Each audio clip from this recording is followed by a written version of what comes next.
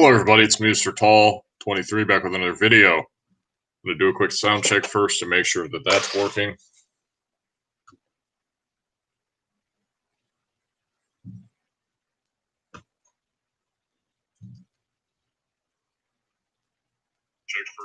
Alright, so it is working. So I'm going to continue with the study through John chapter 18 that I did finish yesterday. So got through the first 18 verses yesterday. I'm going to continue starting in verse 19. So if you recall, just as a recap, the first 18 verses talks about Jesus's arrest, how Judas brought the officers and the band of men from the chief priests and the Pharisees to arrest Jesus, and then Jesus was brought over to the high priest's palace, and now he is before the before the high priest and Annas and Caiaphas. And it says in verse 19, the high priest then asked Jesus of his disciples and of his doctrine.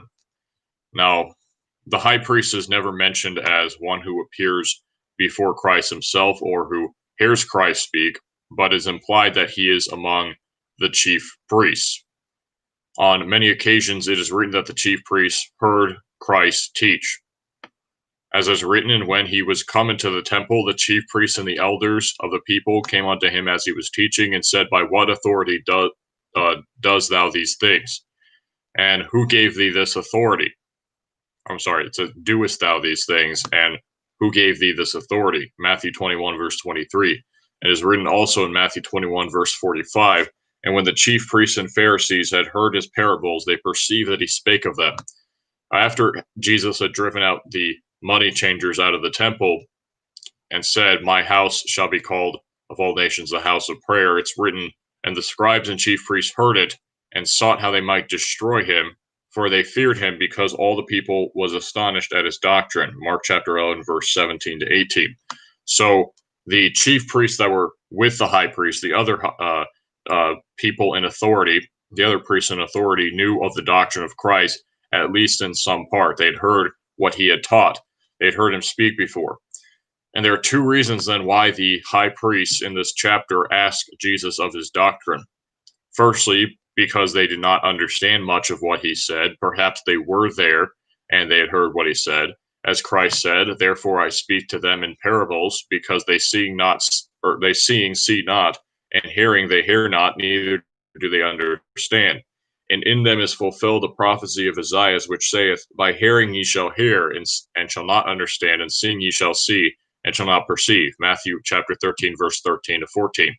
The chief priests also wanted to get Jesus to say something by which they might put him to death, a tactic which they had tried before to entangle him in his talk, as it says in Matthew 22, verse 15.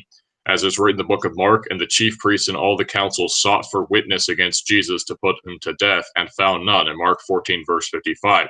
So they wanted to hear something which Christ might say in order to accuse him, because they believed in their hearts that he was a heretic, and they thought they could get him to slip up and say something that would expose him and cause him to be worthy of death or something like that. So these are the reasons why the high priests are asking Jesus of his doctrine. In verse 20, it says, Jesus answered him, I spake openly to the world. I ever taught in the synagogue and in the temple, whither the Jews always resort, and in secret have I said nothing. Why askest thou me? Ask them which heard me, what I have said unto them. Behold, they know what I said. So this is Jesus' response to them asking of his doctrine. His response to the high priest's questions is that he spake openly to the world. So the teachings of Christ are not something that were hid. It's not something that he only taught to a select few, but all that he taught concerning his basic doctrines, he did among men. He did among great multitudes and crowds. The Bible often describes multitudes as listening to his sermons.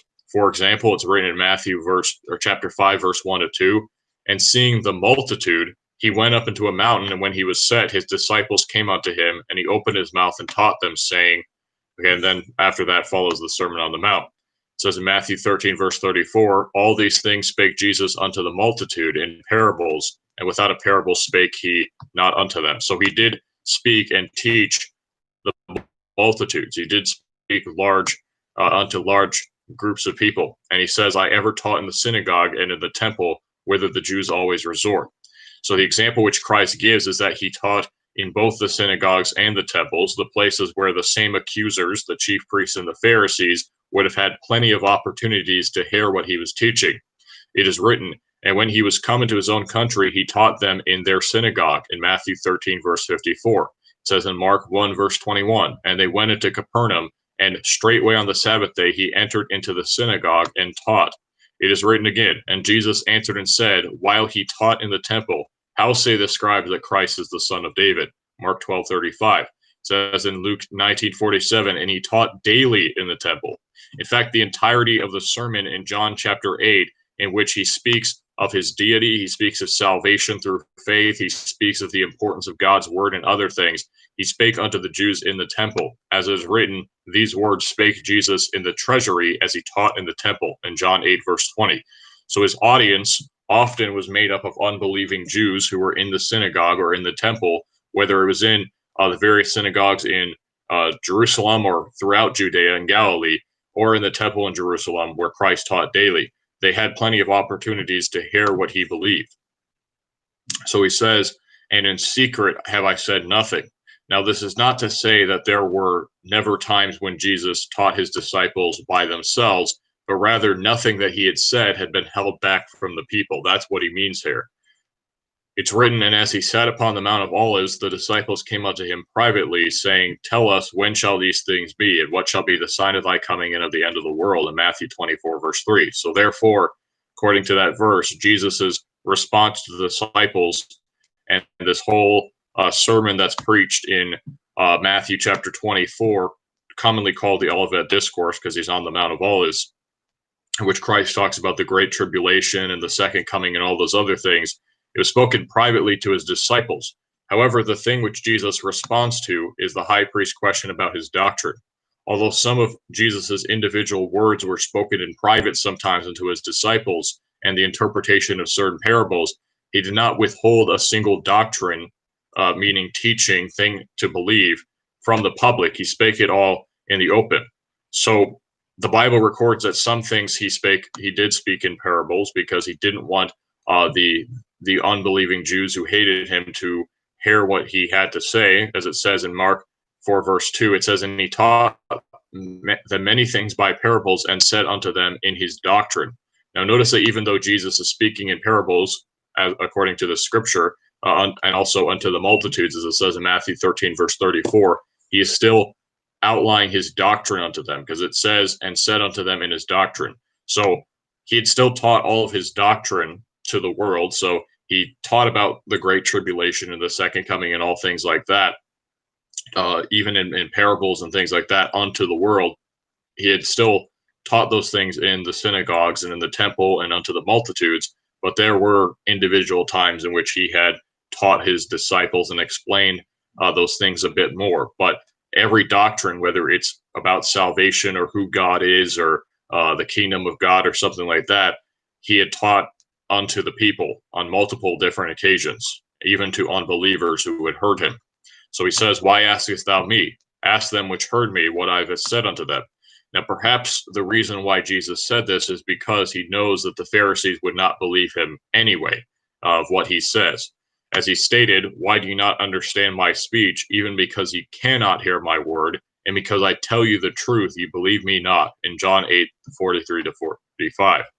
So the Pharisees, being of the devil, the father of lies, as it says also in John 8:44, they didn't want to hearken unto the truth, and therefore they refused to believe the words of Jesus, who is the truth, according to John 14:6.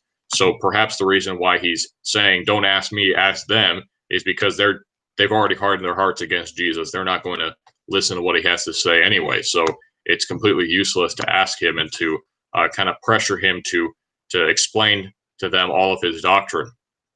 So verse 22, it says, and when he had thus spoken, one of the officers which stood by struck Jesus with the palm of his hand, saying, answerest thou the high priest so? Now, this is the first record of physical harm being inflicted upon Jesus by his accusers, by those who were planning to put him to death. Now, before he was whipped and spit on and given a crown of thorns and then crucified and all that, this officer struck Jesus out of perceiving bad intentions. But as shown by Jesus' response, his statement was not meant to really be rude or sarcastic or anything like that. Um, Later, when Paul came before the high priest after being accused of reviling the high priest, Paul said, I wist not, brethren, that he was the high priest, for it is written, Thou shalt not speak evil of the ruler of thy people, in Acts 23, verse 5. So it shows that reviling the high priest is a sin. But of course, Jesus was without sin. I mean, he didn't say anything.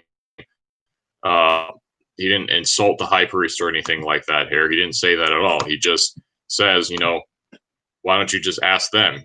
Because he knows that they're not going to believe what he says. So in verse 23, it says, Jesus answered him, If I have spoken evil, bear witness of the evil. But if well, why smitest thou me? So, of course, Jesus' response implies that he had not spoken evil, since there's no witness born of any evil which he had said. I mean, the guy just kind of hits him and out of anger, assuming that he was intending to be rude towards the high priest. But the Bible does tell us that at the mouth of 2 or 3 witnesses, every matter shall be established. But there wasn't any witness born of Jesus saying any evil thing here, any harmful thing. So he says, if I speak well, why smitest thou me? It is written on Christ, he is despised and rejected of men, in Isaiah 53, verse 3. So Jesus, despite being perfect in every way, despite being innocent, despite having never sinned, as the Bible teaches in multiple places, Hebrews 4:15 says he was tempted in all points like as we are, yet without sin. So because he was innocent, he did not deserve any beatings on any of the afflictions and suffering that he went through, yet his own received him not. And they hated him anyway. He didn't deserve any of it, but they wanted to, because they hated the word of God, because they hated hearing the truth, they wanted to persecute him. Now, perhaps the reason why this officer smote Jesus was because, of course, he had hated Christ. As Christ said, you know, the world hated me before it hated you. So these people, of course, these unbelieving Jews, they're not of God, they're of the world, and therefore they hate God that's manifest in the flesh here. Now it says in verse 24, now Annas had sent him bound unto Caiaphas the high priest. So at this point, he is before Annas still. Up to this point, he was only in the presence of Annas, and so this little portion is not told in the rest of the Gospels because the other scriptures only tell us about his interaction with Caiaphas. It talks about in Matthew 26, verse 57. I don't know if that's the right. Hold on a second. Matthew 26, verse 57. I don't think that's the right reference there. Hold on, let me pull it up real quick.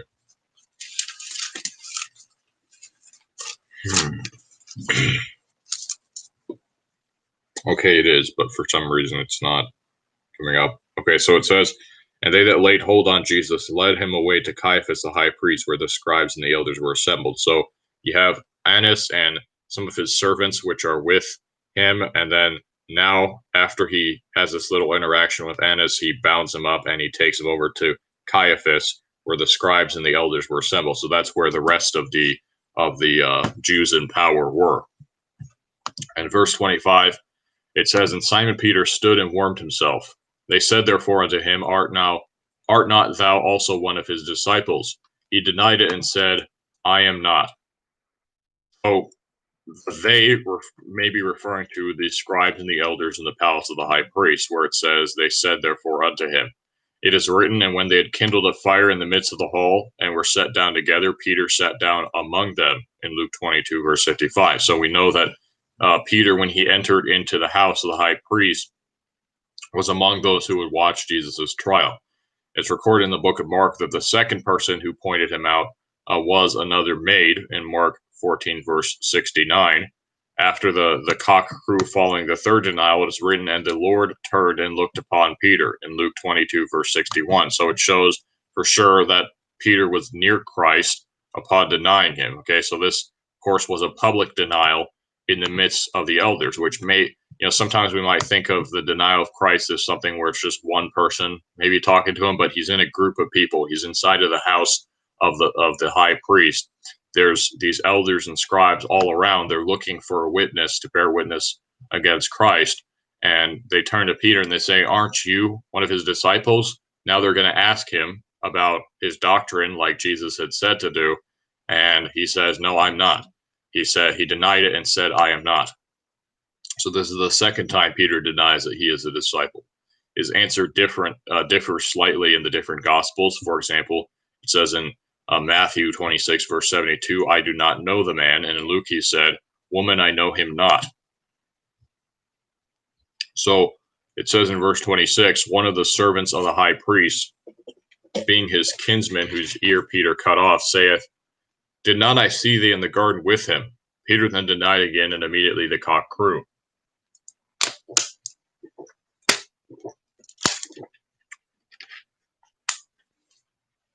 So, of course, the person whose ear Peter cut off is referring to Malchus, who had identified a few verses earlier in verse 10, where it says that Simon Peter, having a sword, drew it and smote the high priest's servant and cut off his right ear.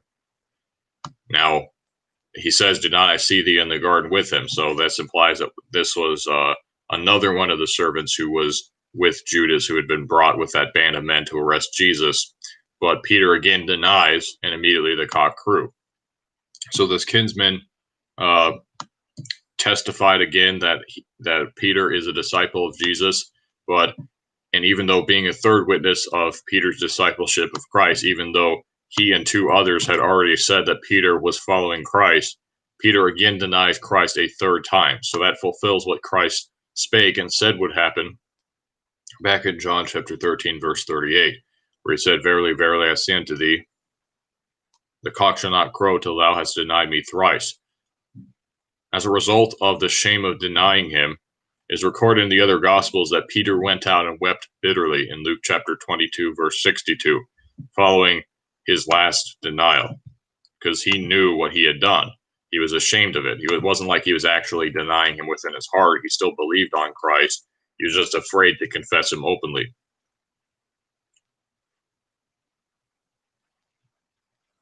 So in verse 28, it says, "Then led they Jesus from Caiaphas unto the hall of judgment, and it was early, and they themselves went not into the judgment hall, lest they should be defiled, but that they might eat the Passover."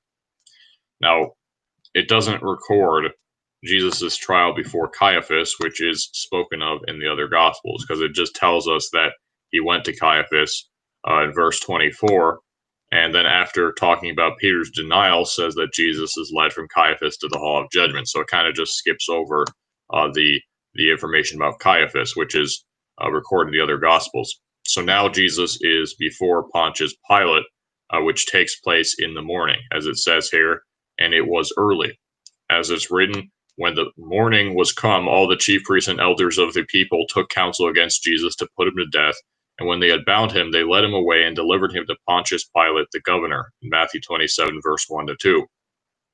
Now, this hall is known as the Praetorium, according to Mark 15, verse 16.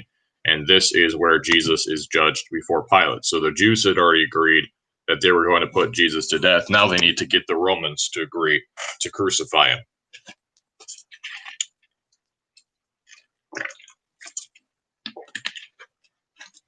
So chronologically, the arrest and the trial of Jesus took place during the night.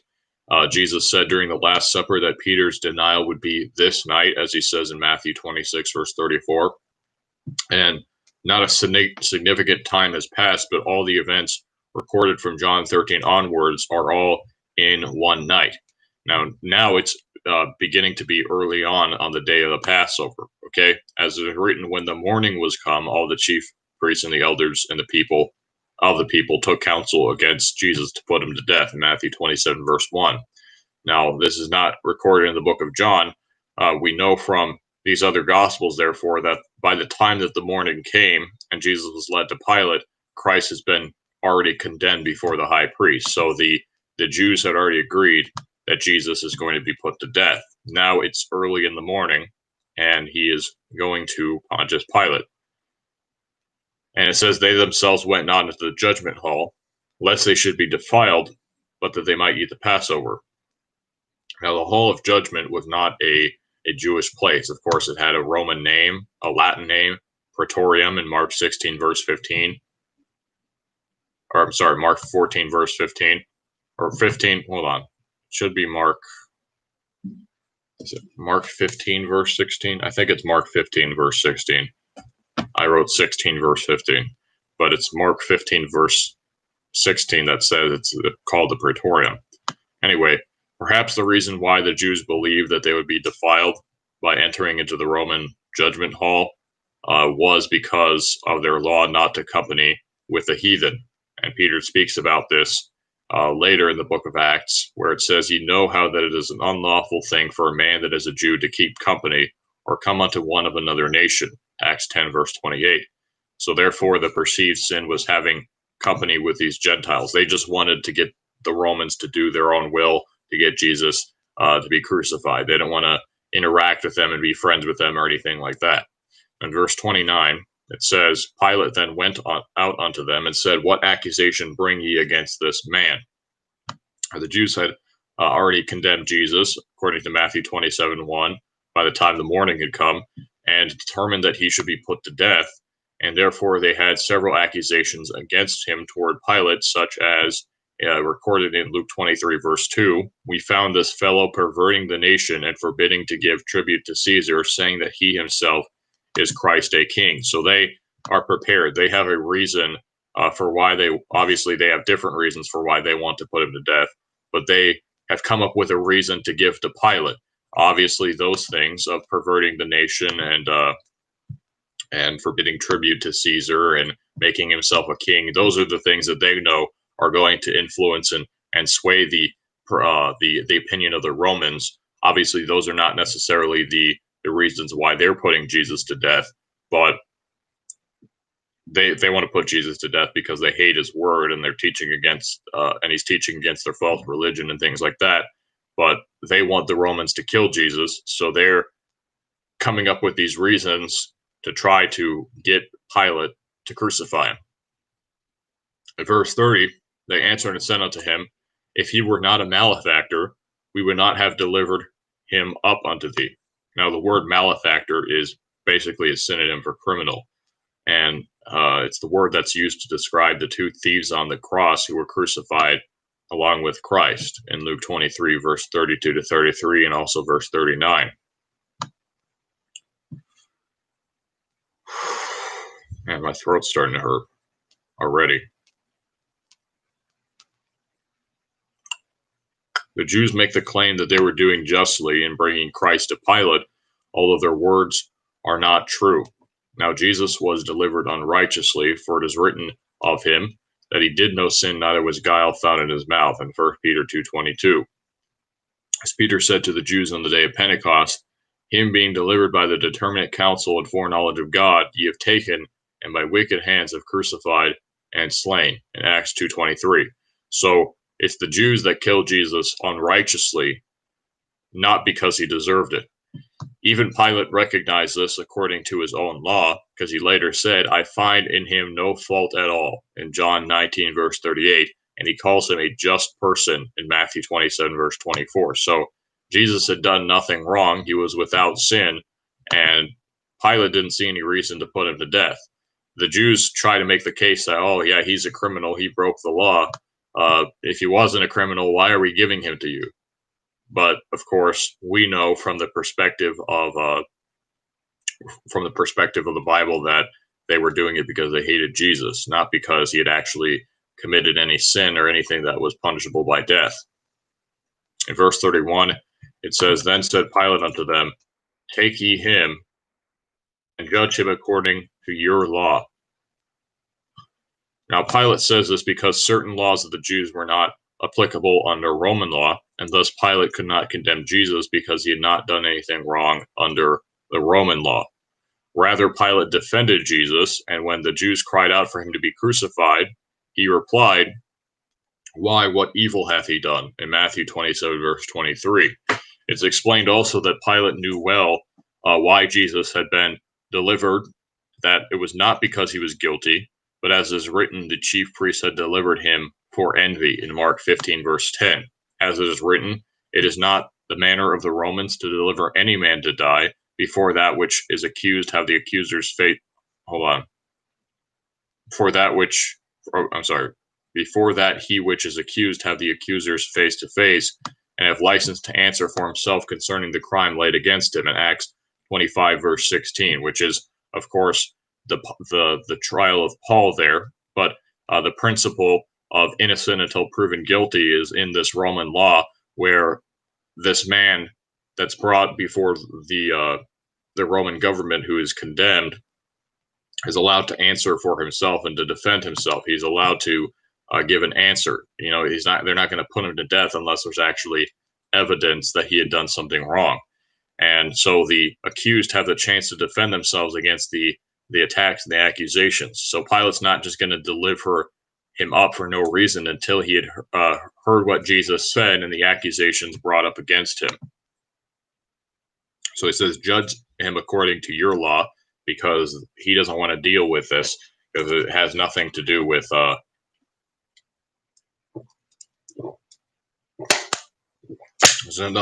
Roman law at all. Now the Jews therefore said unto him, it is not lawful for us to put any man to death. Now, that's a strange statement to say, because that's completely a lie. I mean, undoubtedly, this lie was told so that the Jews would not have to kill him themselves, so that they wouldn't be angering the people who believed on Jesus, but they wanted to get the Romans to do it. So if any of his disciples caused a fit or anything like that, or tried maybe a rebellion, who knows what was going through their mind and what they thought that the disciples might do, but that they wanted to put all the blame on the Romans. Okay, so that's why they're trying to get the Romans to crucify Christ. It is written that the chief priests and the scribes sought how they might take him by craft and put him to death in Mark 14, verse 1. It is written also of these same Jews that they feared the people in Luke 22, verse 2. So they couldn't kill him because they feared the multitude, because they took him for a prophet in Matthew 21, verse 46. So since many Jews believed that Jesus was the Christ, it was convenient for the Pharisees and the Sadducees to get the Romans to kill him, that they might not face the blame. However, it's simply untrue that it is not lawful for us to put any man to death, as they say here, because it's written in Genesis chapter 9, verse 6. This is God talking to Noah. He says, whoso sheddeth man's blood, by man shall his blood be shed, for in the image of God made he man. That's where he is instituting the death penalty. And there are many commands in the law of Moses about putting people to death for certain sins. I'm not going to read all of them, but there's Exodus 21, verse 12 to 17, 21 verse 28 to 29, 22 verse 18, 22 verse 19, 31 verse 14, Leviticus 20 verse 2 to 5, Leviticus 20 verse 10, Leviticus 20 verse 13, verse 14, verse 27, Leviticus 21 verse 9, 24 verse 14, 24 verse 16, 24 verse 23, Deuteronomy 13 verse 5, Deuteronomy 18 verse 20, Deuteronomy 21 verse 18 to 21, 22 verse 23 to 24. So all those scriptures are in the law of Moses, and all of them are about putting people to death. And one of the sins which is listed, Leviticus 24 verse 16, is the sin of blasphemy, as written, and he that blasphemeth the name of the Lord, he shall surely be put to death, and all the congregation shall certainly stone him. Now the Jews had accused Jesus of blasphemy, as is written in Matthew 26, verse 65. Then the high priest rent his clothes, saying, he hath spoken blasphemy. What further have we of witness? Behold, now you've heard this blasphemy. And yet they still transgress the commandment to put him to death themselves. If they really believed that he had spoken blasphemy, then they should have put him to death themselves. But they didn't want to do that because they didn't actually believe the law of Moses. They just wanted to keep themselves in power. They knew full well what the scripture said concerning execution. They knew that the law of Moses commanded to put people to death, because they tried to kill Jesus before on several occasions for the same exact crimes that they had ultimately condemned him for before he was crucified. As it is written, for example, in John 5, verse 18, therefore the Jews sought the more to kill him, because he not only had broken the Sabbath, but said also that God was his father, making himself equal with God. It says in John 8, verse 59, then took they up stones to cast at him, but Jesus hid himself. So the only reason why the Jews make this statement, where they say that it's not lawful for them to put him to death, is because, as Christ said, "You're of your father the devil, and the lust of your father you will do." He was a murderer from the beginning, and abode not in the truth, because there is no truth in him. When he speaketh a lie, he speaketh of his own, for he is a liar and the father of it. So the Pharisees were just basically flat out lying. They were telling a lie. They knew the truth. They knew the law of Moses, but they just wanted Pilate to put him to death. So it says that the saying of Jesus might be fulfilled, which he spake, signifying what death he should die.